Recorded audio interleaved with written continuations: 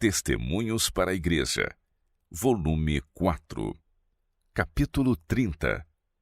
Pastores que cuidam de si mesmos. Irmão e irmã F. Foi-me mostrada a grande misericórdia e infinito amor de Deus em dar-lhes outra prova. Há uma positiva necessidade de que se apeguem fortemente ao poderoso médico para que possam ter força física e espiritual. Vocês têm saúde frágil, mas estão em perigo de pensar que estão em condição pior do que realmente se acham. Não têm tido poder de resistência, porque não têm acariciado o espírito paciente, cheio de esperança e coragem. Sucumbem às enfermidades em vez de superá-las. As tentações os assaltarão à direita e à esquerda, mas pela paciente perseverança em fazer o bem, vocês podem vencer os defeitos de caráter. Foi-me mostrado que os seus pés tinham verdadeiramente se firmado na perdição. Mas Deus não desamparou inteiramente a nenhum de vocês. Sua incomparável misericórdia em dar-lhes outra oportunidade para provar sua lealdade a Ele, lhes apela para andarem com grande humildade e se guardarem do egoísmo. Vocês têm condescendido consigo mesmos a tal ponto que agora precisam agir em direção oposta. Você, irmão F., tem sido muito egoísta, e isto tem sido desprezível à vista de Deus. Você e sua esposa têm tropeçado repetidas vezes neste mal. Suas forças têm sido grandemente atrofiadas pela satisfação e condescendência próprias. Nenhum de vocês é deficiente em raciocínio e discernimento, mas tem seguido a inclinação em lugar do caminho do dever, e tem falhado em reprimir os traços errados de caráter e fortalecido as faculdades morais enfraquecidas. Irmão F., você é por natureza um homem impaciente, irrequieto e exigente em casa, e após breve familiaridade demonstra isso em novos lugares. Com frequência fala de maneira impaciente e dominadora. Deve se arrepender disso tudo. Pode agora recomeçar.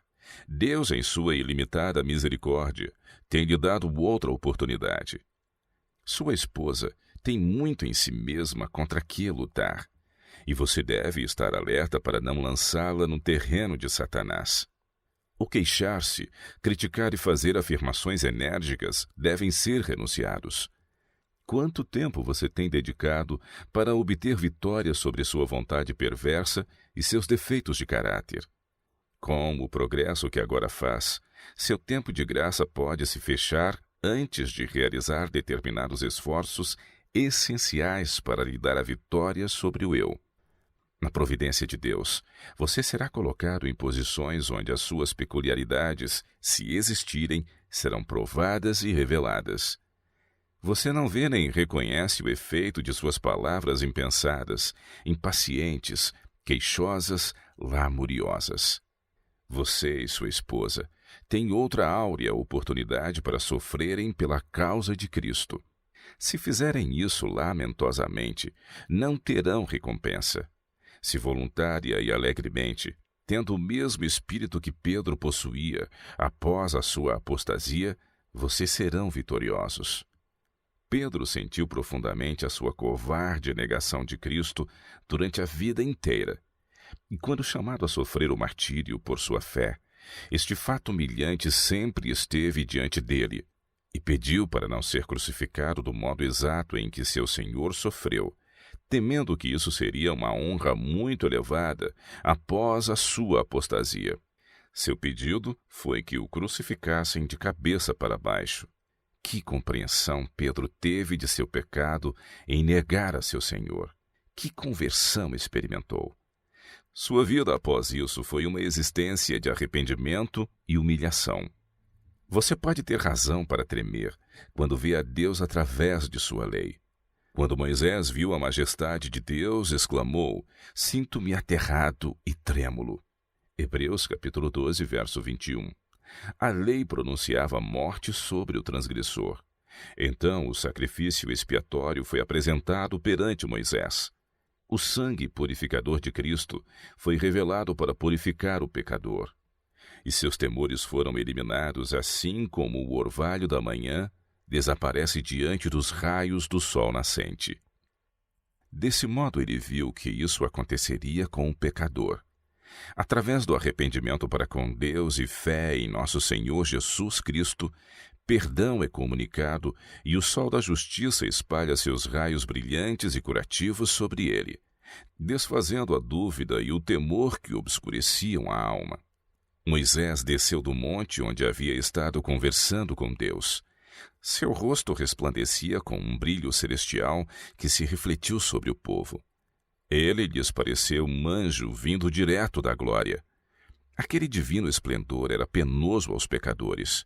Assim fugiram de Moisés e rogaram que a glória brilhante fosse ocultada de sua vista, para que não fossem mortos caso se aproximassem dele. Moisés fora estudante. Era bem versado em toda a cultura dos egípcios, mas não era essa a única habilitação de que precisava para preparar-se para sua obra.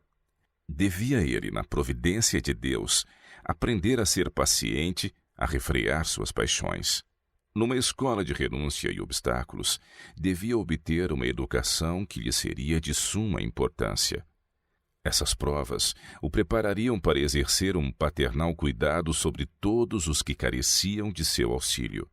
Nenhum conhecimento, estudo algum, nenhuma eloquência poderia ser substituto dessa experiência em provas para uma pessoa que teria de vigiar pelas almas como os que delas têm de dar contas. Fazendo a obra de um humilde pastor, esquecido de si mesmo e interessado no rebanho entregue aos seus cuidados, devia ele tornar-se habilitado para a mais exaltada obra já confiada a mortais, a de pastor das ovelhas das pastagens do Senhor. Os que no mundo temem ao Senhor têm de ter comunhão com Ele. Cristo é o mais perfeito educador que o mundo já conheceu. Receber dele sabedoria e conhecimento era para Moisés de maior valor do que toda a cultura dos egípcios. Irmão e irmã F, apelo-lhes a serem zelosos e virem a Deus através de Jesus Cristo. Não erreis. Deus não se deixa escarnecer, porque tudo o que o homem semear, isso também ceifará. Gálatas capítulo 6, verso 7. Aquele que gasta os seus talentos e seus recursos na condescendência própria, na satisfação das paixões inferiores, colherá a corrupção. Sua colheita é segura. Sua mente perderá susceptibilidade e poder. Seu intelecto será esmagado e sua vida encurtada. Deus requer que façam os mais dedicados esforços para subjugar e controlar o eu. Foi-me mostrado que Deus e os anjos estão prontos e esperando para o ajudar nesta importante obra. Se vocês retardarem, se forem mesmo vagarosos, poderá ser demasiado tarde. Seu tempo de graça foi prolongado. O caráter de vocês está agora em formação e, em breve, meus queridos irmão e irmã, ele se tornará inalterado para sempre. Uma obra parcial não os fará avançar um passo sequer rumo ao céu. A indecisão logo se torna decisão no rumo errado. Muitos decidem servir a si mesmos e a Satanás por não empreenderem esforços resolutos para vencer os seus defeitos de caráter. Enquanto muitos estão acalentando propensões pecaminosas, esperando algum dia ser vencedores, estão se decidindo para a perdição. Irmão e irmã F, em nome de Jesus Cristo, vocês podem ser vitoriosos mesmo agora, neste teu dia. Lucas capítulo 19, verso 42. Não planejem nem busquem para si mesmos. Vocês não podem ser inteiramente do Senhor enquanto encorajam qualquer grau de egoísmo. Tão grande amor como o do Redentor a nós revelado deve ser recebido com grande humildade e contínuo regozijo.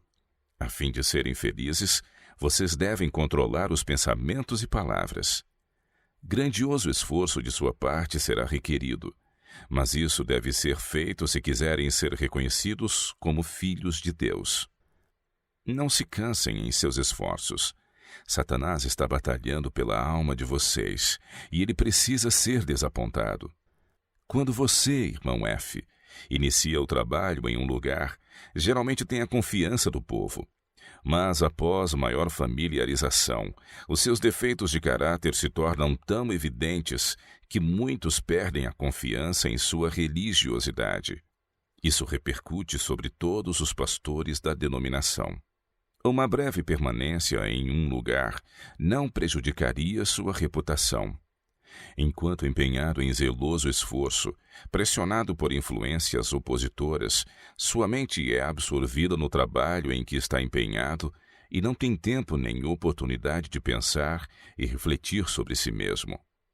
Mas, quando a obra está concluída e você começa a pensar em si mesmo, como é natural que faça, satisfaz-se, torna-se como criança, violento e rude em temperamento, e assim prejudica grandemente a obra de Deus. Manifesta o mesmo espírito na igreja e assim a sua influência é grandemente prejudicial à comunidade, em alguns casos acima do limite. Tem frequentemente revelado uma disposição infantil, mesmo enquanto trabalhando para converter almas à verdade, e as impressões feitas têm sido terríveis sobre aqueles que testemunharam. Agora, uma de duas coisas deve ser feita. Você precisa ser um homem dedicado ao seu lar e à sua família, e na igreja sempre gentil e paciente. Ou não deve estabelecer-se numa igreja, pois os seus defeitos se tornaram evidentes, e o Redentor que professa amar e servir será desonrado. A fé que Moisés possuía o levava a contemplar as coisas invisíveis, as coisas eternas. Deixou as esplêndidas atrações da vida da corte, porque o pecado ali prevalecia. Renunciou a um aparente bem presente, que só o lisonjeava para arruinar e destruir. As atrações reais, eternas, é que lhe eram de valor. Os sacrifícios feitos por Moisés não eram sacrifícios reais. Para ele tratava-se de permutar um aparente bem presente, que o lisonjeava por um bem seguro, elevado e imortal. Moisés suportou o opróbrio de Cristo, considerando esse opróbrio por maiores riquezas do que os tesouros do Egito. Hebreus capítulo 11, verso 26. Cria ele no que Deus dissera, e não foi influenciado a desviar-se de sua integridade por nenhuma das censuras do mundo. Andava na terra como livre homem de Deus. Ele possuía o amor de Cristo em sua alma, que não só o tornava digno, mas acrescentava o esplendor das verdadeiras virtudes cristãs à dignidade do homem. Moisés trilhou o rude e perigoso caminho, mas contemplava as coisas invisíveis e não vacilava. O galardão da recompensa era-lhe atraente, assim como pode ser também para nós. Tinha familiaridade com Deus.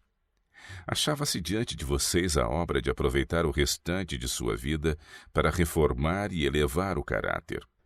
Uma nova vida começa na alma renovada. Cristo é o Salvador que habita no coração. Aquilo que talvez seja considerado difícil de abandonar tem de ser renunciado. A palavra prepotente e ditatorial precisa ficar sem ser proferida. Então será obtida preciosa vitória. Verdadeira felicidade será o resultado de todo desprendimento, de toda crucifixão do próprio eu. Ao ser ganha uma vitória, a próxima será mais fácil de alcançar. Se Moisés tivesse negligenciado as oportunidades e os privilégios que lhe foram concedidos por Deus, teria desprezado a luz celestial, tornando-se um homem decepcionado e infeliz. O pecado é de baixo, e quando se condescende com ele, Satanás é acolhido na alma para aí atear os próprios fogos do inferno. Deus não deu sua lei para impedir a salvação de almas, mas Ele quer que todos sejam salvos. O homem tem luz e oportunidades, e se as aproveitar, poderá ser vitorioso. Você pode mostrar por sua vida o poder da graça de Deus em vencer. Satanás está procurando estabelecer o seu trono no templo da alma. Quando ele reina, Faz-se ouvir e sentir no gênio irascível, em palavras de amargura que ofendem e magoam. Como, porém, não há comunhão da luz com as trevas, nem harmonia entre Cristo e Belial, o homem deve ser inteiramente a favor de um ou do outro. Rendendo-se à condescendência pessoal, avareza, engano, fraude ou qualquer outra espécie de pecado, a pessoa favorece os princípios de Satanás em sua alma e fecha a porta do céu a si mesma. Devido ao pecado, Satanás foi expulso do céu, e ninguém que condescenda com o pecado e o acaricie poderá ir para o céu, pois nesse caso, Satanás outra vez conseguiria firmar-se ali. Quando alguém dia a dia se acha diligentemente empenhado em vencer os defeitos em seu caráter, está acalentando a Cristo no templo da alma, a luz de Cristo encontra-se nessa pessoa. Sob os brilhantes raios da luz do semblante de Cristo, todo o seu ser é elevado e enobrecido. Ele tem a paz do céu na alma. Muitos dão rédeas soltas à paixão, avareza, egoísmo e engano. E o tempo todo se justificam, lançando a culpa nas circunstâncias que trouxeram provas sobre si mesmos. Esse tem sido o seu caso. Deus permitiu que tais circunstâncias existissem para desenvolver o caráter. Entretanto, você poderia ter determinado suas circunstâncias, pois, por resistir ou suportar a tentação, as circunstâncias são controladas pela força da vontade em nome de Jesus. Isto é vencer como Cristo venceu. Esta é a vitória que vence o mundo, a nossa fé. 1 João, capítulo 5, verso 4. Irmão F., Deus é misericordioso para com você. Sua vida tem sido um equívoco, nada semelhante ao que poderia e deveria ter sido. Não tem havido em você genuína hombridade, verdadeira grandeza e pureza de sentimento. Você não possui o devido respeito próprio e, portanto, não tem o devido respeito pelos outros. Não tem exaltado a Cristo e o poder de sua graça. Você tem necessitado de guardiões por todo o caminho ao longo de sua vida. A mesma frivolidade e leviandade, a mesma falta de consideração e de domínio próprio, o mesmo egoísmo e impaciência que eram vistos em sua conduta em um período anterior. Estão desenvolvidos de maneira assinalada agora que você já passou o meridiano da vida. Isso não precisava ter sido assim. Caso você pusesse de lado os sentimentos e temperamento infantis e se revestisse da firmeza do homem, tem se favorecido em grande medida para prejuízo próprio. As suas dores e enfermidades têm sido ampliadas. Você as considera e fala queixosamente sobre elas, mas não recorre a Jesus. Pense em quão pouco sofre, quão pouco suporta, em comparação com os sofrimentos de Cristo. E ele era sem pecado, o justo sofrendo pelo injusto. Uma árvore boa não produzirá frutos estragados. A boa conversação acompanhará uma boa consciência, tão certamente como o bom fruto será produzido por uma árvore boa. Se um homem é descortês e rude, com sua família e com outros a ele relacionados, ninguém precisa perguntar como se comportará na igreja. Exibirá a mesma disposição altiva, petulante, que demonstra no lar. Nenhum homem pode ter o espírito e a mente de Cristo sem ser tornado melhor por ele em todas as relações e deveres da vida. Murmurações, queixas e paixões irritadiças não são fruto de bons princípios. Você precisará ser perseverante em oração, pois não fortaleceu os elementos e nobres traços de caráter moral. Você deve fazer isso agora. O trabalho será difícil, mas é absolutamente essencial. Quando esteve no Texas, você possuía esperança, sentindo-se desamparado por Deus e pelos homens, mas agora que teve um novo começo, permita que a obra da reforma seja completa. Seu arrependimento de molde a dele não arrepender-se. Os melhores de seus dias, no que se refere à saúde e vigor, estão no passado. Mas com hábitos apropriados, mente alegre e consciência limpa com respeito à sua conduta atual, você pode tornar sua derrota em vitória. Você não tem tempo a perder. Sua esposa pode ajudá-lo em todos os seus esforços no campo de colheita. Se ela for santificada pela verdade, pode ser uma bênção para você e para a causa de Deus, conversando com outros e sendo sociável. Muitos falham e caem por causa da condescendência com um temperamento perverso. Alexandre e César descobriram ser mais fácil subjugar um reino do que governar o próprio espírito. Após conquistar nações, os assim chamados grandes do mundo caíram. Um deles por causa da condescendência com o apetite, vítima da intemperança, e o outro pela presunção e pela insensata ambição. Deus apela a você que subjugue o orgulho e a teimosia, e deixe que sua paz reine em seu coração. Um espírito manso e tranquilo deve ser acariciado. Leve a mansidão de Cristo consigo em todos os seus esforços. Temperamento agitado e censura mordaz não impressionarão as pessoas nem conquistarão sua simpatia. Se temos a verdade, podemos dar-nos ao luxo de ser calmos e serenos. Nossa linguagem deve ser modesta e elevada.